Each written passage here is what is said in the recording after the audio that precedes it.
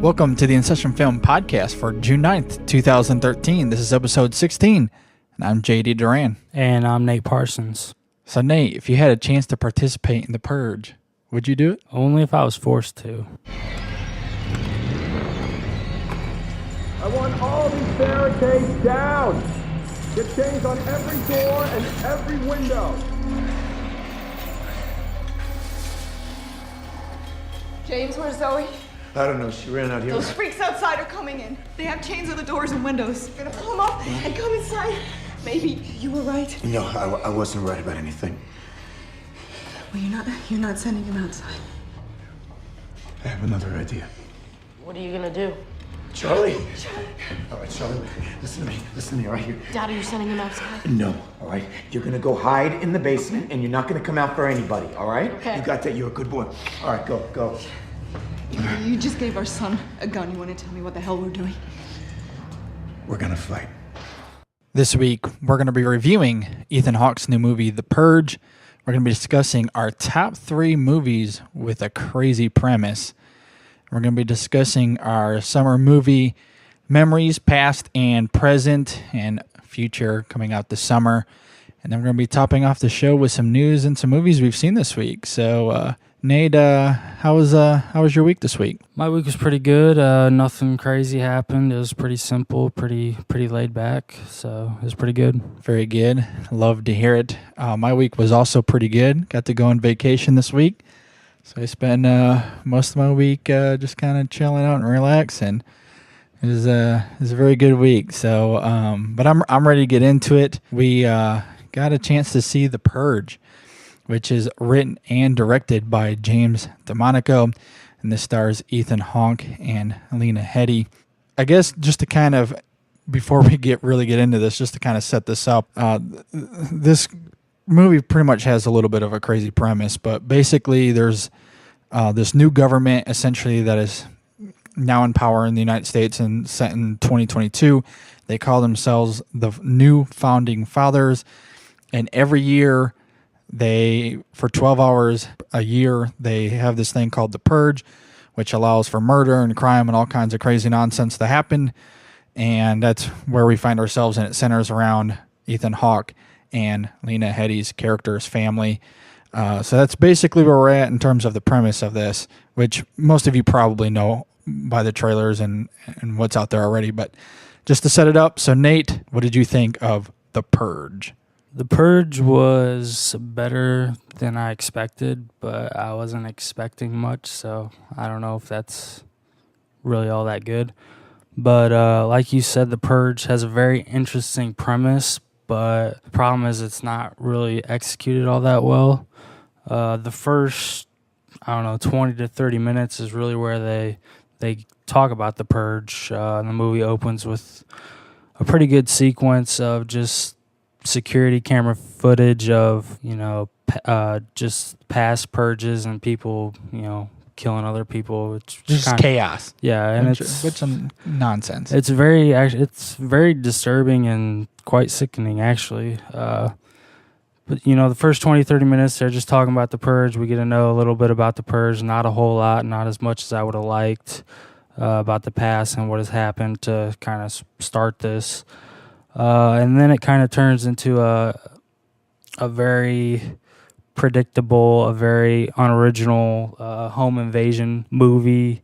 And there's a lot of good ideas there, lots of morality issues that I just didn't really think they explored enough, and the characters aren't very developed.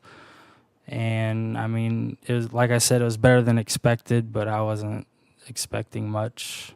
But overall, I'd say I sort of liked it. Yeah, I'm pretty much right in that same ballpark as you. I don't think this is a very great script, but given the script, I think James DeMonico, his direction is actually pretty good, I think, given how much I didn't really care for what they did with the script here. But like you said, it opens up really neat. There's that montage of, as you were talking about, just that montage of street violence that is captured on a bunch of security cameras. So it was an interesting idea to use that camera work and to go that angle as far as pretty much trying to put you into the environment and the aesthetic that we're about to experience. And sorry to cut you off. No, but, you're fine. And the end also does a good job of that. We don't get any footage, but we kind of get like radio and TV people talking about what happened during the Purge, kind of giving us highlights and statistics and which whatnot, is interesting. Yeah, which was kind of cool. It does put you into that aesthetic really well, and that was kind of neat because there isn't any, like, as it goes into the ending title credits there's no music. It's just that dialogue of radio or TV people going over that stuff. So he does a great job of making you feel like we're in that environment and we're in that new US of A kind of stuff that's going on there. And I think he does a good job with that. He also does some really great camera work with there's like a remote controlled robot that belongs to Max Burkholder's character that I thought he does really well, and it adds a little bit of creepiness to the film. I thought he did a great job there.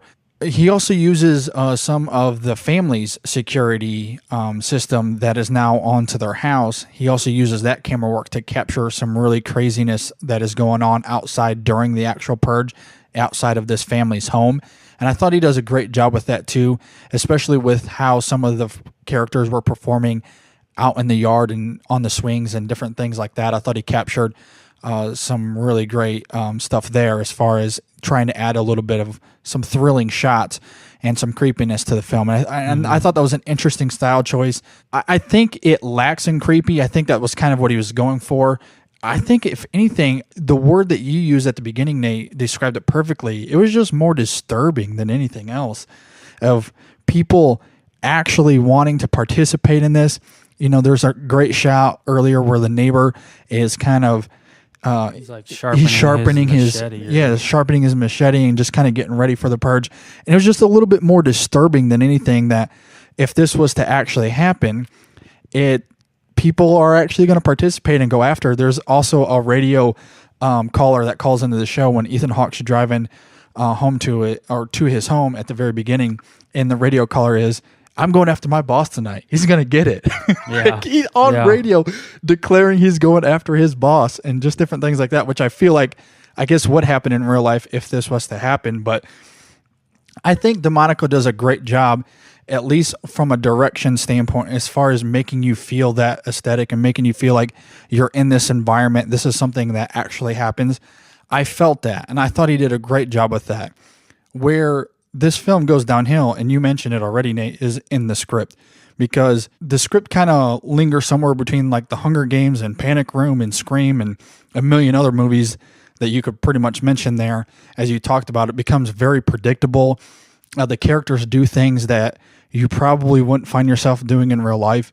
And the big thing with this film, as I touched about it in my review that you can read right now at InSessionFilm.com, and is the biggest thing that I wanted to talk about in this section of the podcast, Nate, was there's a really great opportunity here for them to go into the morality of this film, and they missed out on that, because there's the whole thing in itself is a huge moral dilemma. And, you know, would you participate in the purge? Would you participate in going out and committing crimes and killing people, even if it is legal?